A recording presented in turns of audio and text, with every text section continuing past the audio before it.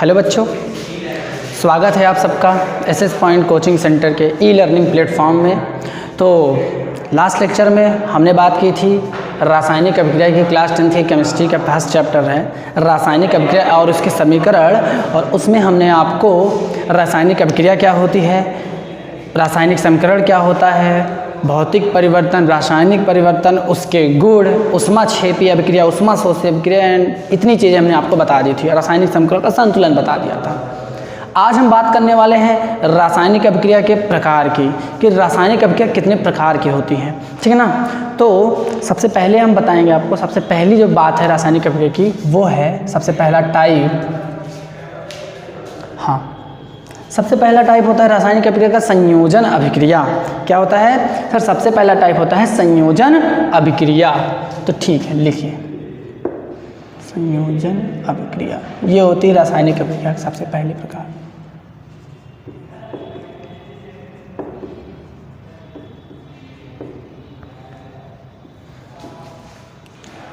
ध्यान दीजिए, क्या होती है संयोजन अभिक्रिया, इसके बारे में जानते हैं, ठीक है ना। देखिए, जब दो या दो से अधिक अभिकारक, है ना, अभिकारक क्यों, आपको पता है, आप रासायनिक अभिक्रिया पढ़ रहे हैं और रासायनिक अभिक्रिया में अब हम पदार्थ का यूज़ नहीं करेंगे, क्योंकि रासायनिक अभिक्रिया में हम अभिकारक और उत्पाद की बात करते हैं, यहाँ भी तो वही करेंगे। तो सर जब दो या दो से अधिक अभिकारक एक दूसरे से रिएक्ट करते हैं, अभिक्रिया करते हैं और एक सिंगल प्रोडक्ट का निर्माण करते हैं, एकल उत्पाद का निर्माण करते हैं। बहुत ही सिंपल है, आपने जोड़ घटाना सीखा है ना, जोड़ घटाना मतलब एडिशन, है ना। संयोजन अभिक्रिया क्या है सर? एडिशन रिएक्शन है। मैं आपको एक क्लैरिटी देता हूँ कैसे आप समझ सकते हैं। आपने जोड़ घटाना तो सीखा ही होगा सर, ये ऐसे ऐसे, यहाँ पर एक नंबर, तो एक नंबर ये है, दोनों को ऐड करेंगे तो एक सिंगल नंबर ही तो आएगा। समझ पा रहे हैं मेरी बात को? तो सेम हम यहाँ पर इसको भी संयोजन अभिक्रिया को कुछ इस तरह से ही लेते हैं। क्या सर? जब दो या दो से अधिक अभिकारक एक दूसरे से अभिक्रिया करते हैं तो एकल उत्पाद बनता है, इसे ही हम संयोजन अभिक्रिया कहते हैं। चलिए देखिए क्या होता है संयोजन अभिक्रिया। सर जब दो या दो से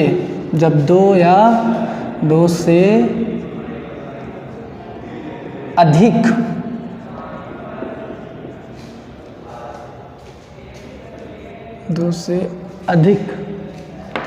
अभिकारक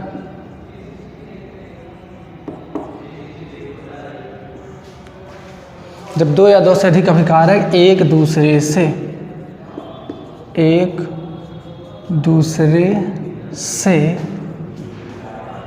अभिक्रिया करके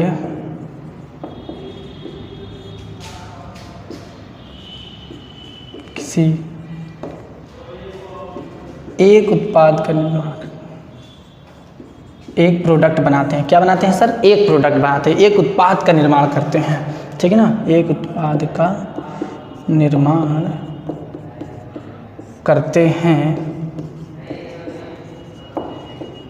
तो इसे कौन सी अभिक्रिया कहते हैं सर? उसे संयोजन अभिक्रिया कहते हैं। क्या कहते हैं सर? संयोजन अभिक्रिया कहते हैं। बात समझ में आ रही है? संयोजन अभिक्रिया कहते हैं, अभिक्रिया कहते हैं।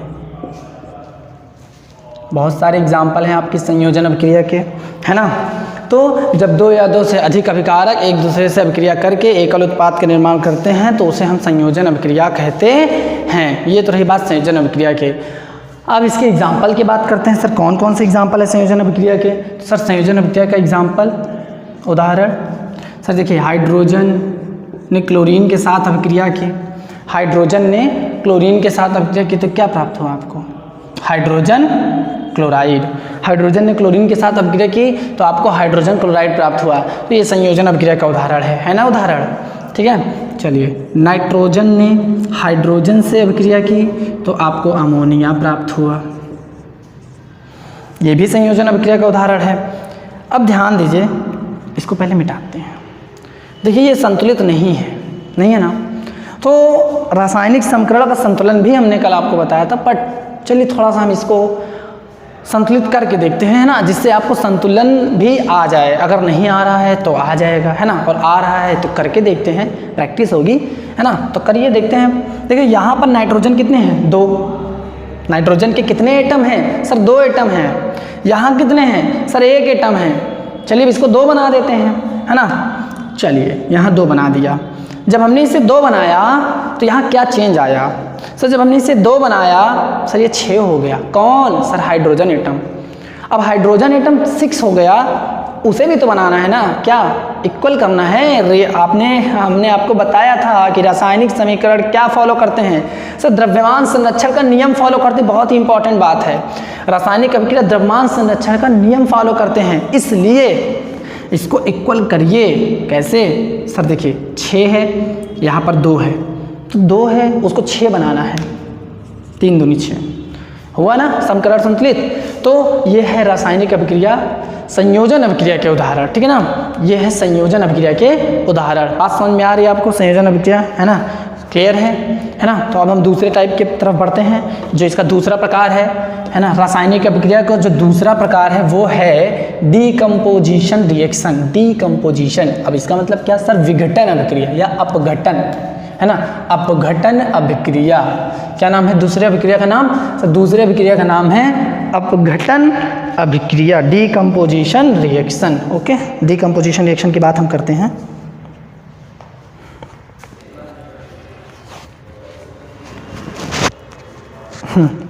चलिए आपकी दूसरी अभिक्रिया की बात कर लेते हैं, ठीक है ना। अपघटन अभिक्रिया, अपघटन अभिक्रिया।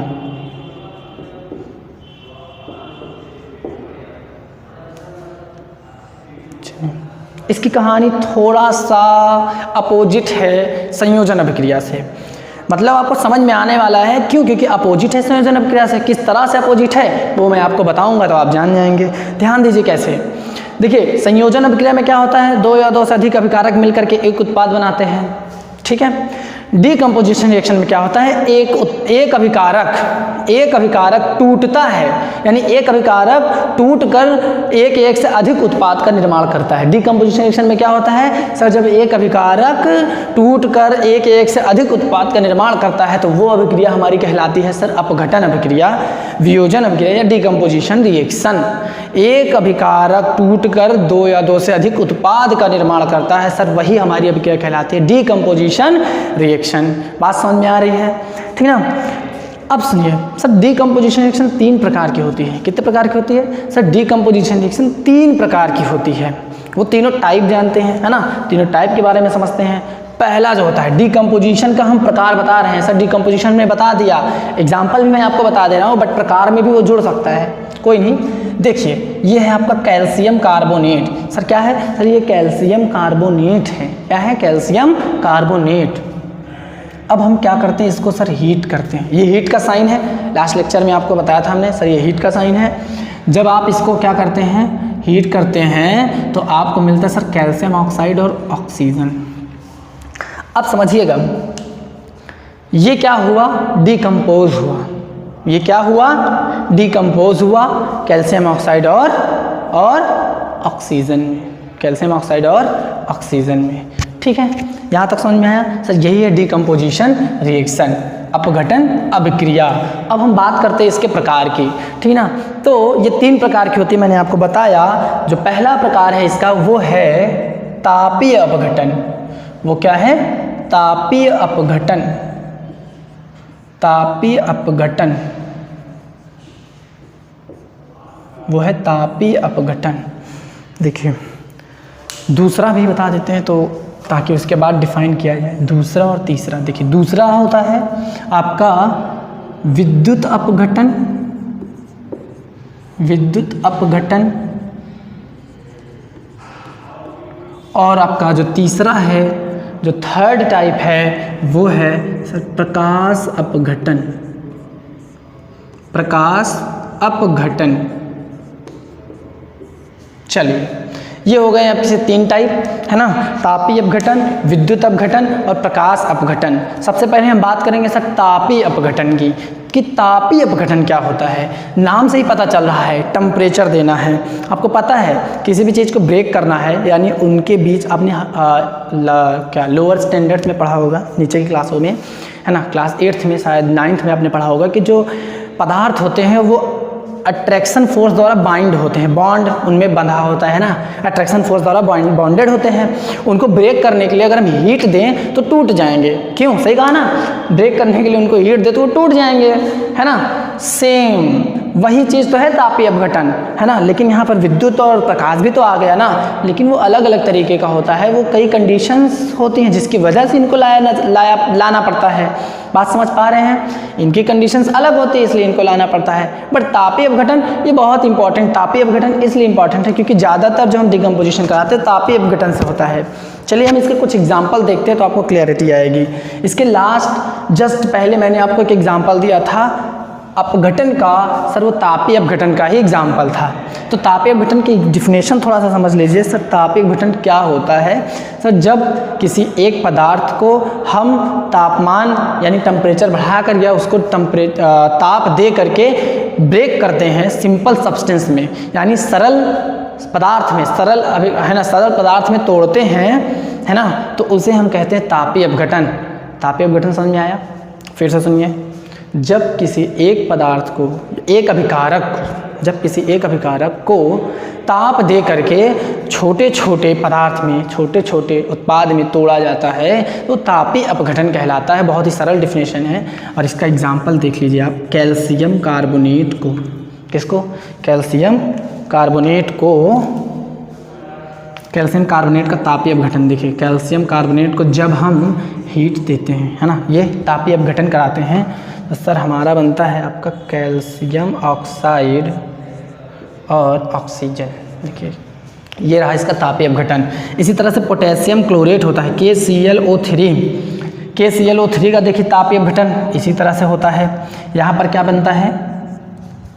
KClO3, तो KCl बनता है प्लस ऑक्सीजन। हाँ, ये अभी संतुलित नहीं है। हम ट्राई करते हैं कि इसे संतुलित करें। क्या करें? ट्राई करते हैं इसे संतुलित करने की।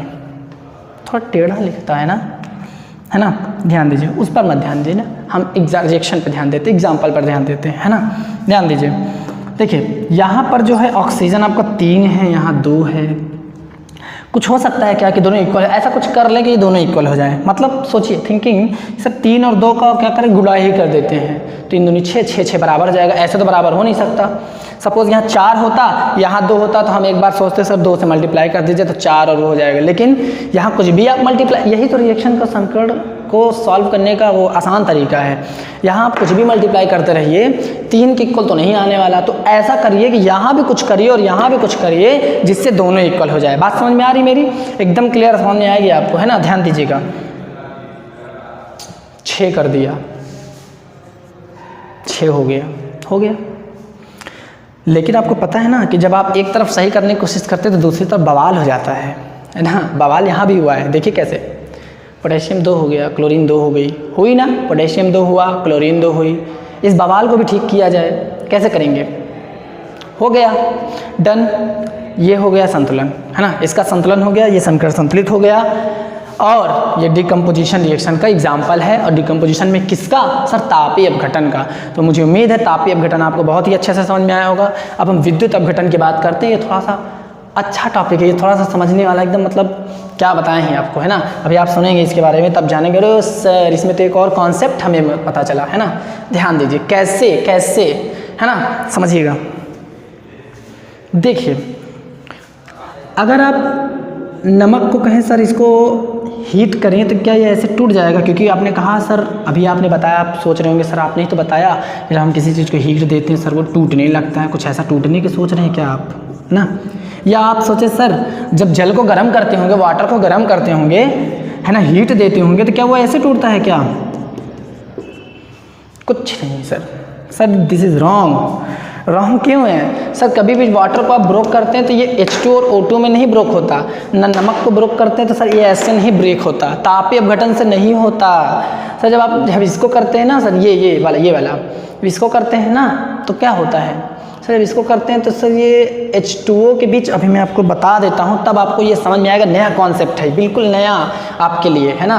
आपने सुना होगा कि जो मॉलिक्यूल्स होते हैं, किसी भी पदार्थ के मॉलिक्यूल्स होते हैं, वो एक दूसरे से है ना, अंतराणविक बलों द्वारा जुड़े होते हैं, है ना। उनके बीच एक अंतरा आणविक फोर्स लगता है, ये देखिए इंटरमॉलिक्यूलर फोर्स लगता है। कैसे? ये देखिए, इसे हाइड्रोजन बॉन्ड भी कहते हैं, हम हाइड्रोजन बंध भी कहते हैं।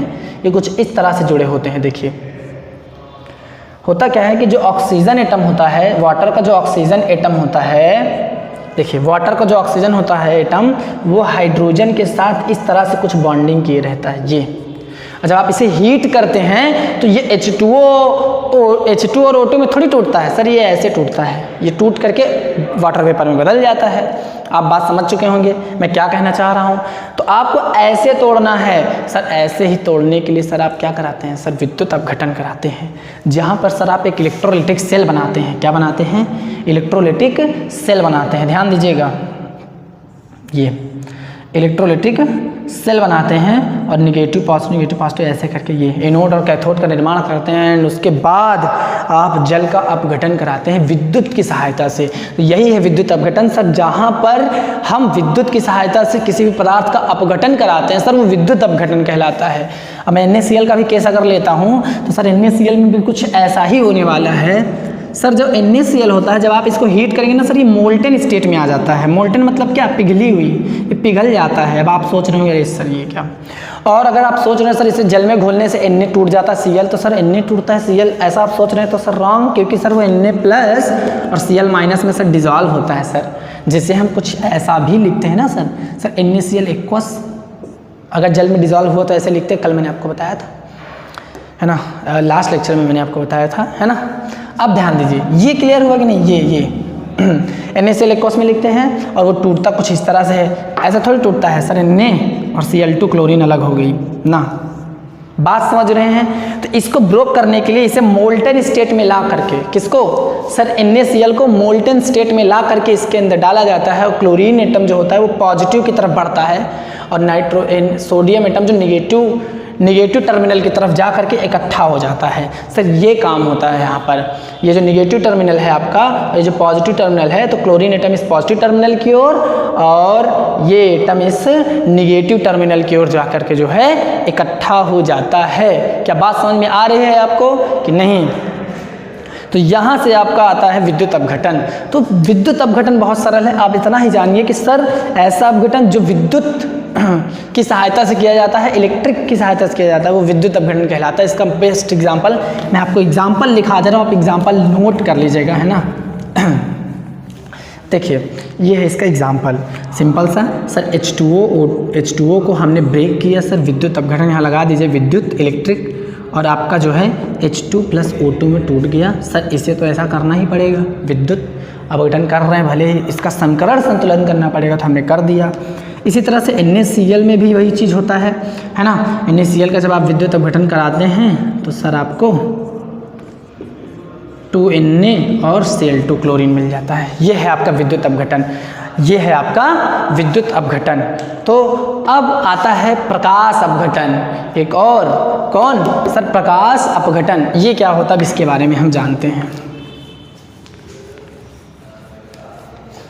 वैसे नाम सुनकर ही कई बार डिफिनेशंस आप लोग समझ लेते हैं, जैसे कि थर्मल डिकम्पोजिशन बताया ताप से, विद्युत अपघटन बताया विद्युत से, तो प्रकाश अपघटन सर फोटॉन्स से। सर फोटॉन्स क्या होते हैं? सर आपने फोटॉन्स नई बात कह दी, मैं आपको बताता हूँ सर फोटॉन्स क्या होते हैं, ठीक है ना। ध्यान दीजिए, प्रकाश अपघटन पहले बता देते हैं सर, ऐसा डिकम्पोजिशन या ऐसी अपघटन जिसमें जो प्रकाश की उपस्थिति में हो रहा हो। सर ऐसा अपघटन जो प्रकाश की उपस्थिति में होता है वो सर प्रकाश अपघटन कहलाता है। बात समझ पा रहे हैं? सर ऐसा अपघटन जो प्रकाश की उपस्थिति में होता है सर वो प्रकाश अपघटन कहलाता है। कैसे? जरा देखिए,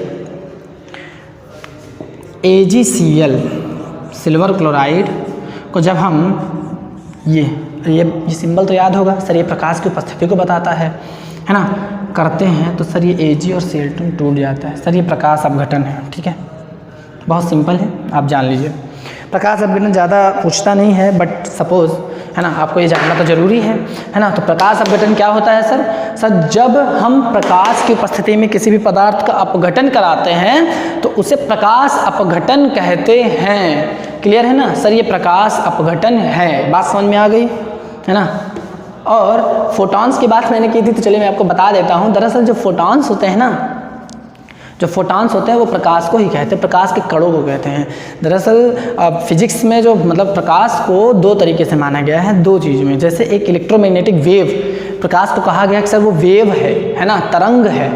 और प्रकाश को कण की तरह भी माना गया है और कहा गया सर प्रकाश बंडलों एवं पैकेटों के रूप में चलता है, जिसे क्वांटा या फोटॉन कहते हैं। बात समझ पा रहे हैं? एक ग्रुप में चलता है ना, बंडलों या पैकेटों के रूप में चलता है, जिसे हम क्वांटा या फोटॉन कहते हैं। तो जो प्रकाश अपघटन है ना सर, इसको जो इंग्लिश में हम नाम कहते हैं सर वो फोटो डिकम्पोजिशन भी कहते हैं। फोटो डिकम्पोजिशन, फोटो का मतलब भी प्रकाश ही होता है और फोटॉन से है फोटो का मतलब, ठीक है ना। बात समझ में आ गई? यानी फोटॉन्स जब कहाँ गिरते हैं, फोटॉन्स किसी भी अभिकारक पर गिरते हैं सर वो ब्रेक हो जाता है सर, जैसे सिल्वर क्लोराइड का बताया एग्जाम्पल, आप समझ गए होंगे, ठीक है। अब आपका आता है थर्ड रिएक्शन, है ना, तीसरी अभिक्रिया, थर्ड। तो थर्ड रिएक्शन की बात हम करेंगे। थर्ड जो आपकी तीसरी रासायनिक अभिक्रिया है वो क्या है सर? वो विस्थापन अभिक्रिया है, डिस्प्लेसमेंट, विस्थापन। सर वो आपका है विस्थापन अभिक्रिया।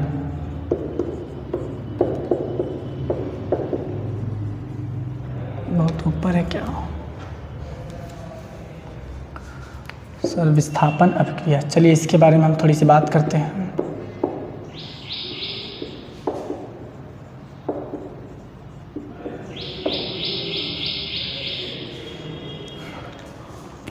देखिए विस्थापन अभिक्रिया क्या होती है? जब किसी एक अभिकारक, मतलब जब किसी एक अभिकारक के किसी एटम को, है ना, जब किसी अभिकारक के किसी एक एटम को दूसरा कोई एटम रिप्लेस करता है, डिस्प्लेस करता है ना, हटाता है, तो उसे हम विस्थापन अभिक्रिया कहते हैं। बहुत ही सिंपल है विस्थापन अभिक्रिया। जब किसी अभिकारक के एक एटम को कोई दूसरा एटम हटाता है तो उसे हम विस्थापन अभिक्रिया कहते हैं। समझ पा रहे हैं? जब किसी अभिकारक के एटम को दूसरा एटम हटाता है तो उसे हम विस्थापन अभिक्रिया कहते हैं, है ना। एग्जाम्पल के लिए ध्यान दीजिए, एग्जाम्पल आपका होता है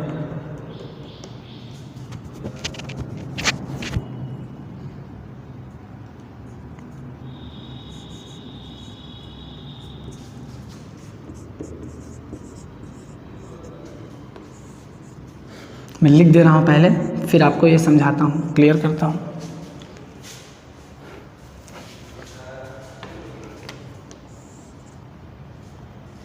नीचे हो रहा है ये तो, वेट,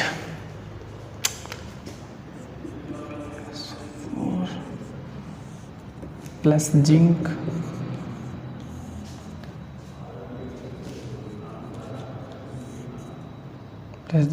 ZnSO4। चलिए अब इस एग्जाम्पल के तहत हम देखते हैं, मतलब समझते हैं एग्जाम्पल से, इसकी मदद से। आयरन सल्फेट सर जिंक है, ठीक है। यहाँ देखिए हो क्या रहा है सर, जिंक ने आयरन सल्फेट से आयरन को क्या कर दिया, हटा दिया। जिंक सल्फेट का निर्माण कर दिया। जिंक ने आयरन सल्फेट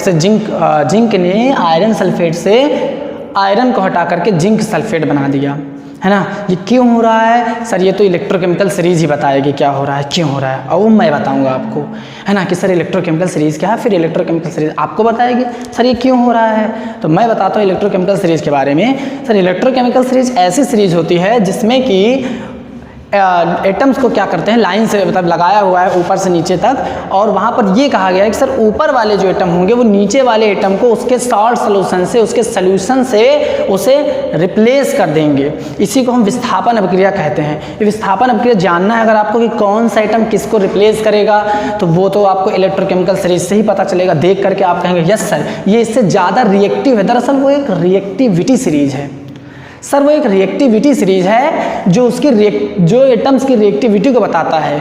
जैसे कि ये इससे ज़्यादा रिएक्टिव है, इस वजह से इसने इसे क्या कर दिया, ये इससे ज़्यादा रिएक्टिव है, इस वजह से इसने इसको क्या कर दिया, हटा दिया, रिप्लेस कर दिया, है ना। ये है रिएक्टिविटी सीरीज जो आपको पढ़नी है, ठीक ना। रिएक्टिविटी सीरीज आपको बताएगी कि सर कौन सा एटम किसको रिप्लेस करता है। ये बात समझ में आ रही है मेरी, है ना। और अब आप सोच रहे होंगे सर ये इसको कर दिया, तो सर अगर मैं इस रिएक्शन को उलट दूँ और कहूँ सर ये इसको कर दे, होगा? सर नहीं होगा। मतलब सर मोर रिएक्टिव वाला ही लेस रिएक्टिव को कर सकता है, लेस रिएक्टिव वाला मोर रिएक्टिव को नहीं रिप्लेस कर सकता है। जैसे कि मैं आपको एक एग्जांपल और देता हूँ जिससे आपको और क्लियरिटी आएगी। H2SO4 है सर, ये आयरन है। हाँ, अब क्या होगा यहाँ पर देखिए सर, ये FeSO4 बन गया और हाइड्रोजन गैस निकल गई। बहुत ध्यान से समझिएगा यहाँ पर, ठीक ना। ये H2SO4 है, ये आयरन है और आयरन सल्फेट बना और हाइड्रोजन गैस रिलीज हो गई। अब इस केस में क्या हो रहा है सर, इस केस में क्या हुआ कि आयरन, इस केस में आयरन जो था हाइड्रोजन से ज़्यादा रिएक्टिव है, हाइड्रोजन से ज़्यादा रिएक्टिव है, इसलिए इसने हाइड्रोजन को क्या कर दिया, रिप्लेस कर दिया, है ना। ये तो रही बात आपकी विस्थापन अभिक्रिया की। यही है विस्थापन अभिक्रिया। क्या होता है इसमें, एक एटम दूसरे एटम को क्या करता है, रिप्लेस कर देता है। बात समझ में आ रही है आपको, है ना। मुझे उम्मीद है आपको ये बिल्कुल समझ में आया होगा, है ना। तो इसके बाद आता है द्विविस्थापन अभिक्रिया। क्या आता है, द्विविस्थापन अभिक्रिया। अच्छा, अगर आपको रिएक्टिव सीरीज जानने की इच्छा हो रही हो तो मैं आपको रिएक्टिव सीरीज भी बता देता हूँ, जिससे कि आप समझ पाएँ कि सर कौन सा आइटम किसको रिप्लेस करेगा। अदरवाइज आपको बुक में भी रिएक्टिव सीरीज मिल जाएगी। मैं कुछ रिएक्टिव सीरीज के कुछ आइटम्स का लिख दे रहा हूँ नाम, जो आपके लिए मोस्ट इंपॉर्टेंट होने वाले हैं, जिस पे आपके सवाल आने वाले हैं, है ना। हाई स्कूल में इतना ही आपको, है ना, पर्याप्त है, क्योंकि इंटर में बहुत सा बड़ी रिएक्टिव सीरीज हो जाती है। तो मैं थोड़ा सा लिख दे रहा हूँ, आप उसको लिख लीजिएगा, ठीक ना।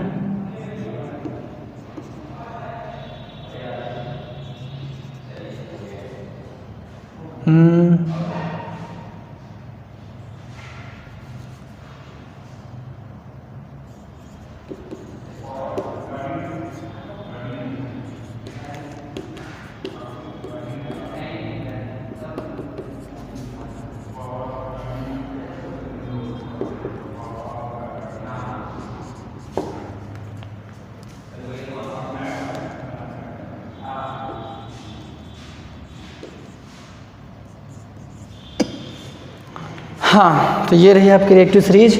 अब ध्यान दीजिए, मैंने आपको कुछ कराया था, याद है। जिंक ने आयरन को क्या किया था सर, रिप्लेस किया था। ये इससे ऊपर रखा गया है, क्यों, क्योंकि सर ये इससे ज़्यादा रिएक्टिव है। वहीं पर आयरन ना, आयरन इसको कर सकता है, एल्युमिनियम इन सबको कर सकता है। मतलब अपने से नीचे जितने भी है ना, सबको रिप्लेस कर सकता है एल्युमिनियम, लेकिन मैग्नीशियम को नहीं कर सकता है। अगर मैं आपको एक एग्जांपल दूँ, सर ये मैग्नीशियम है और ये एल्युमिनियम है ना, एल्युमिनियम का सल्फेट बना है या एल्युमिनियम हाइड्रोक्साइड है। सर ये मैग्नीशियम हाइड्रोक्साइड बन जाएगा और एल्युमिनियम को क्या कर देगा, रिप्लेस कर देगा। बट मैं कहूँ सर एल्युमिनियम मैग्नीशियम को कर दे, नॉट पॉसिबल। बात समझ में आ रही है मेरी, है ना। चलिए मैं आपको इसका एग्जांपल बताता हूँ, है ना। मैग्नीशियम, सर ये एल्युमिनियम क्लोराइड है, सर ये मैग्नीशियम क्लोराइड बन जाएगा। क्या बन जाएगा, MgCl2 मैग्नीशियम क्लोराइड, और सर एल्युमिनियम अलग हो जाएगा। अब इसको थोड़ा सा संतुलित करना भी बनता है ना। बिना संतुलित किए काम नहीं होगा। आपको याद होगा 3 और 2 का कॉम्बिनेशन 6 करना ही होगा। क्या करेंगे सर, 3 2 जा 6, 2 3 जा 6, 3 मैग्नीशियम, 3 मैग्नीशियम, एल्युमिनियम 2, एल्युमिनियम 2। देखिए बन गया ना, ये हुआ आपका समकरण का संतुलन। और आप जान चुके हैं रिएक्टिव सीरीज के बारे में। ये रिएक्टिव सीरीज है, इसको थोड़ा सा एक ट्रिक होती है याद करने की। लीसा के बाप ने, यहाँ तो थोड़ा सा कार कैल्शियम याद कर लीजिएगा, ने स्कूटर का ये आपको ऐड करना है, नाम मांगा। लीसा के बाप ने स्कूटर का नाम मांगा, अली मंजन कर आप लिख लीजिएगा, फेंका सीढ़ी को नीचे दातून, है कौन आगे आइए सन के पंडित भाई, है ना।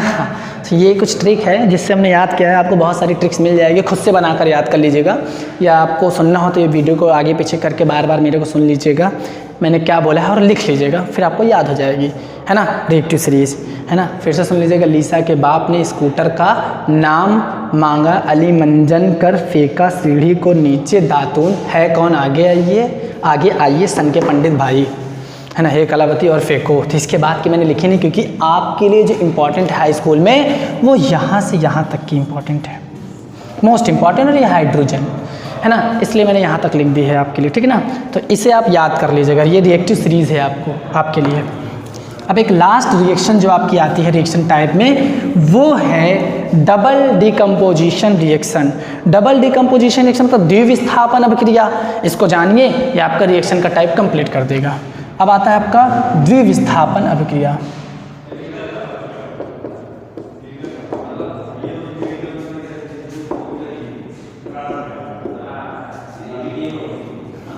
ये है आपका द्विविस्थापन अभिक्रिया, लिखा हुआ है, वो समझाना तो है ही है।